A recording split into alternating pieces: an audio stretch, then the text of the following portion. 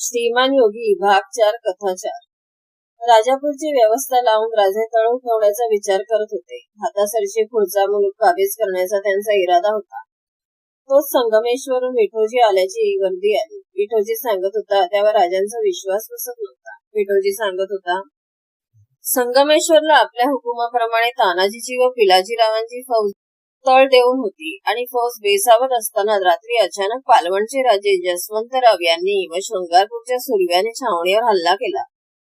3 तास लढाई चालली. तानाजीने शर्तीने लढत दिली. पहाट होत असता सुरवे पळून गेले. याच सुरव्यांना राजांनी अभय देऊन संगमेश्वरच्या छावणीवर लक्ष ठेवायला सांगितले होते. सुरव्याने फार चांगले लक्ष ठेवले.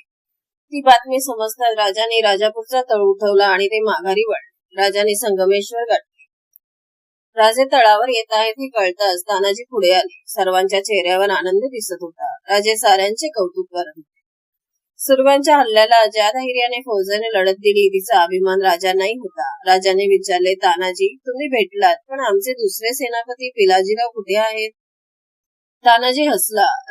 साऱ्यांच्या चेहऱ्यावर ते हसू होते. तानाजी म्हणाला, राजे ते तुमच्या मोर यायला लाजतात. का? त्यासनी मी दगडाला बांधलं म्हणून. दगडाला बांधलं? राजाने आश्चर्याने विचारले, पण का? राजे रातीचं गनिम अचानक उतरलं. सारी छावणी बेसावत. काय होतंय? कोण आलं? कळीपातूर जरा गोंधळ झाला. अन काय? पिलाजी निलखंडाला सांगाया म्हणून गेलो तर गडी पसार. पसार म्हणजे? वामन लागला की पळाया. मग काय करणार? तसा गेलो आणि पडणाऱ्या पिलाजीला गाठलं. त्या म्हणालो, अरे इथं सारी आपली माणसं रगत सांडतात आणि पळतोस कुठं? पर ऐकच ना. मग घेतलं वालं आणि बांधलं दगडाला. म्या म्हणालो, बघ कशी लढाई असती आधी. सारे हसले, पण राजे गंभीर होते. ते म्हणाले, पिलाजीरावांना बोलवा. थोड्या वेळाने शर्मिंद झालेला पिलाजी समोरून येताना दिसला. पिलाजी म्हणजे पुरंदरच्या निळकंठरावांचे वंशज. राजांनी पुरंदर घेतल्यानंतर ते घराणे राजांच्या पदरी होते. जवळ घेऊन पिलाजीरावांनी मुजरा केला. राजे त्यांना जवळ घेऊन पाठीवर थोपटीत म्हणाले, पिलाजीराव शरमायला नको. पहिल्या लढाईत हे असंच होतं. आम्ही अफजलवध केला. यश घेऊन गडावर आलो तरी आमचा कापरा गेला नव्हता. तानाजी पुढे प्रसंग येऊ द्या. बघा आमचे पिलाजी केवढी तडफ दाखवतात ते. ताज्या दमाची मुलं. छाती भरवून घ्यायला लागते. राजे शृंगारपुराच्या सूर्यांवर फार संतापले. ते तानाजीला म्हणाले, तानाजी सुरवे कुठे आहेत? काही खबर? राजे तो शृंगारपुरालाच गेला. फौज घेऊन तिथंच आहे. बेत काय?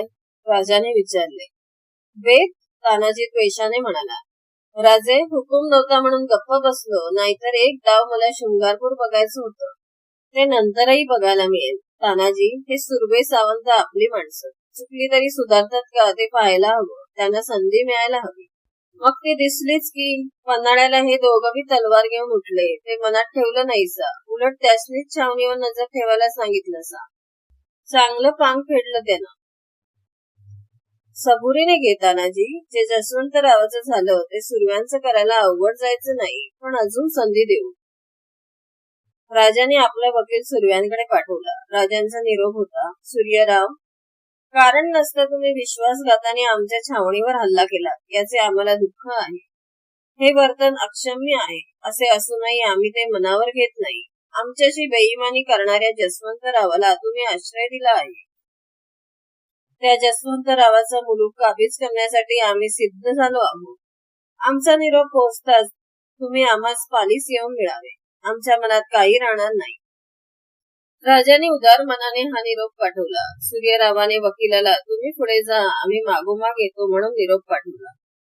राजाने आपले सर्व सैन्य पालीकडे वळवले. पालीचा जसवंतराव तर केव्हा सूर्यराव सुरव्यांच्या आश्रयाला गेला होता. पाली काबीज झाली. तिथला चित्रदुर्ग ताब्यात घेऊन राजांनी त्याला मंडणगड असे नाव दिले. नव्या नेमलेल्या गडकऱ्याला त्याची तटबंदी करून द्यायला सांगून राजे पुढे निघाले. पालीचा मुलूक ताब्यात घेतला तरी सूर्यराव आला नाही. राजांचा सारा संयम सुटला. ते म्हणाले, सुरव्यांची ही गमेंट. तानाजी म्हणाला, तेच खरं. यांना माणसासारखं वागून चालत नाही. त्यांना गुरांसारखंच वागवलं पाहिजे. तीच त्यांची लायकी आहे.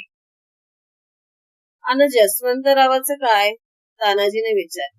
राजे हसले, म्हणाले, जसवंतराव, सुरव्यांचाच ठिकाणा राहणार नाही तर त्यांच्या आश्रयाला गेलेले जसवंतराव काय सुटतात? तानाजी, पुराणात एक कथा आहे. इंद्राय स्वाहा, तक्षकाय स्वाहा. जनमेजय राजानं सर्पयज्ञ केला. सारे नाग होमात आले, पण तक्षक तो इंद्रामागे दडला. जन्मजयाला जेव्हा ते कळलं तेव्हा त्यानं आज्ञा केली, इंद्रासह तक्षकालाही बोलवा.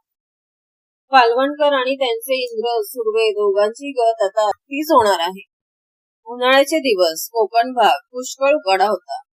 राजे पालखीतून जात होते. फौज प्रभावळीकडे चाल करत होती. राजे प्रभावळीजवळ पोहोचले तरी कुठे प्रतिकार झाला नाही. राजे पालीकडे गेले हे कळताच सुर्वे बेसावत झाले. त्यांनी गोळा केलेली फौज सोडून दिली आणि त्यानंतर शिवाजी येतो ही बातमी सुर्व्यांना मिळाली. जसवंतरावांचे आणि सूर्यरावांचे बळ सरले. बातमी येताच आपली चीज वस्तू, घरची माणसं घेऊन दोघे शृंगारपूर सोडून जीव घेऊन पळून गेले. राजांना ही बातमी समजली. ते उद्गारले, भ्याड, नामर्द. राजाने शृंगारपुरात प्रवेश केला. त्या ओसाड गावातून राजे सुर्व्यांच्या वाड्यात गेले. वाड्याचा फौजेने कब्जा घेतला आणि राजे वाड्यात शिरले. समोर सुर्व्यांचे उच्चासन मसनद होती, पण तिचा मालक केव्हाच पळून गेला होता. राजाने द्वेषाने ती गादी लाथेने उडवली. राजे म्हणाले, आता सुर्व्यांना परत या गादीची जरुरी पडणार नाही. राजाने शृंगारपूर आणि प्रभावळ ही सुर्व्यांची दोन्ही ठाणे काबीज केली. प्रभावळीचा सुभा त्र्यंबक वासकरांना सांगून राजे राजगडाच्या वाटेला लागले.